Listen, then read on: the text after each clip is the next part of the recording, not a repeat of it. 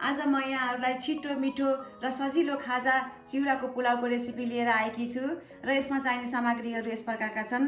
चिउरा, धनियाँ, बदाम, टमाटर, खुर्सानी, प्याज, कागती, अन्डा, आलु, बेसार, नुन र जिरा।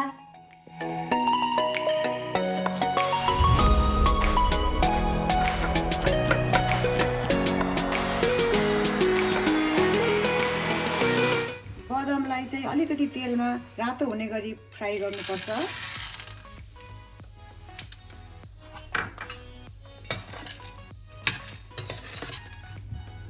बदाम यतिको भयो, अब रातो रातो भयो, पटपट पर्किन पनि थाल्यो। यसो एउटा चाख्दा पनि हुन्छ, पाक्यो। अब यसलाई भिन्दै बाउलमा राख्नुहोस्।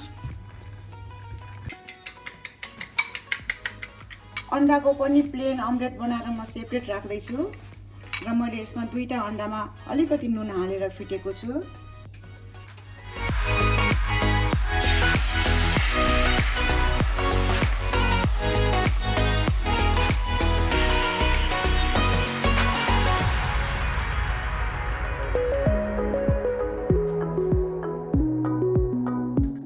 यहाँले चिउरा लिँदाखेरि मिडियम थिकनेस खालको चिउरा लिनुहोला।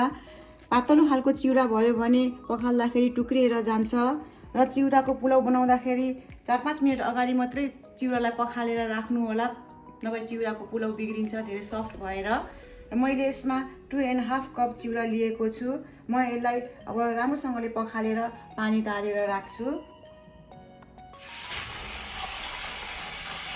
यसलाई यसरी राम्रोसँगले मिचिकन यसरी पानी तार्नुहोस्।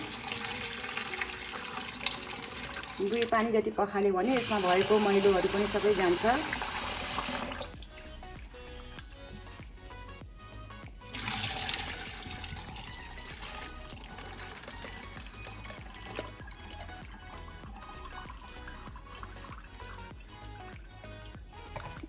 पुलाव बनाउन सुरु गरौँ। अब पहिला म यसमा जिरा फुराउँदैछु।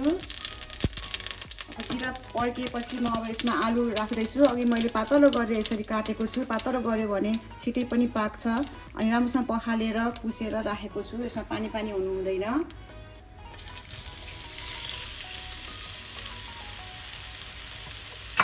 अब यसलाई रातो हुने गरी फ्राई गर्नुपर्छ। यो एकैछिनमा फ्राई हुन्छ। मिडियम हिटमा आलुलाई मैले 3-4 मिनट जस्तो फ्राई गरेँ। अब म यसमा प्याज राख्दैछु।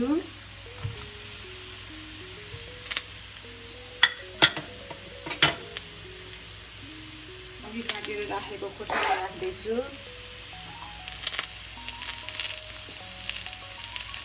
बेसार राख्ने अलिकति, नुन स्वाद अनुसार राख्नुहोस्। मैले 1.5 टिस्पुन राख्दैछु। अब यसलाई एकैछिन चलाउने। प्याजलाई पनि धेरै ब्राउन हुने गरी पकाउनु हुँदैन, त्यही भएर मैले यसलाई लास्टमा राखेको यसरी।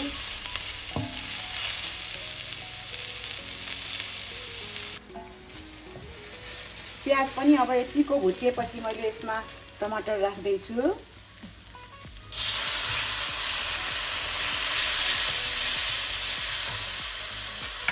मैले यसमा 1 टेबलस्पुन घिउ पनि राख्दैछु। घिउ मिसायो भने पुलावको टेस्ट राम्रो आउँछ।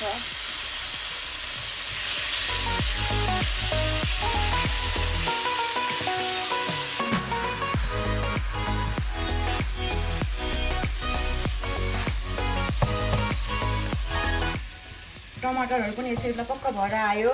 आलु पनि पाक्यो यसरी राम्रोसँगले। प्याज पनि। अब म यसमा चिउरा राख्दैछु।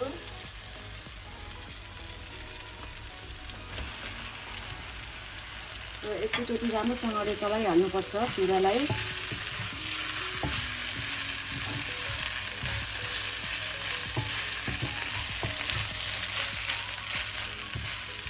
एकदम फरेर परेको राम्रो पुलाव हुँदैछ।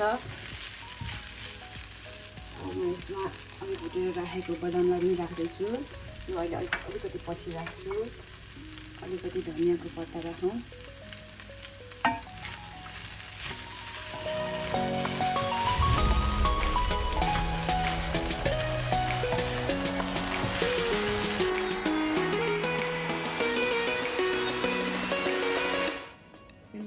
चाहिँ एकदम मसिनो गरेर मैले यसरी भुजुरी पारेर काट्छु।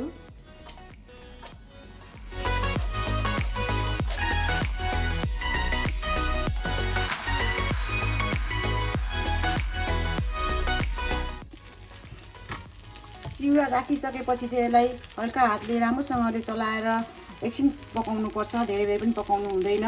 र यहाँ हेर्न सक्नुहुन्छ हजुरहरूले कस्तो राम्रो फरेर परेको भयो। अब म यसमा कागती निचोरेर राख्दैछु। भेजिटेरियनहरूले अन्डाहरू पनि नखानेहरूले यत्तिकै खाँदा पनि यो यत्तिकै स्वादिष्ट मिठो हुन्छ। अब म चाहिँ यसलाई कागती राख्छु।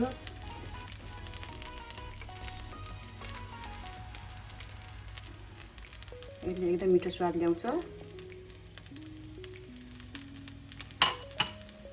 एकचोटि चलाइदिन्छु।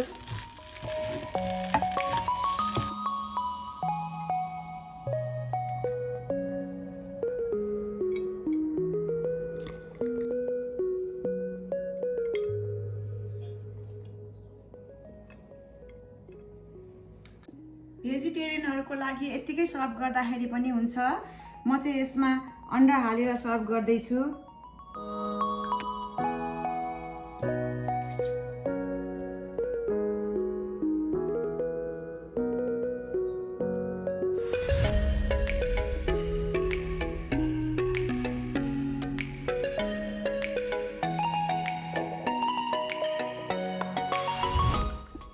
यति सजिलैसँग बन्यो चिउराको पुलाउ। यो खाजाको रूपमा खाँदा एकदमै मिठो हुन्छ र बनाउनलाई धेरै समय पनि नलाग्ने। र हजुरहरूले पनि यसरी नै बनाएर खाएर इन्जोय गर्नुहोला। र मेरो च्यानललाई लाइक र सब्स्क्राइब गर्नलाई नबिर्सिदिनु होला। Thank you.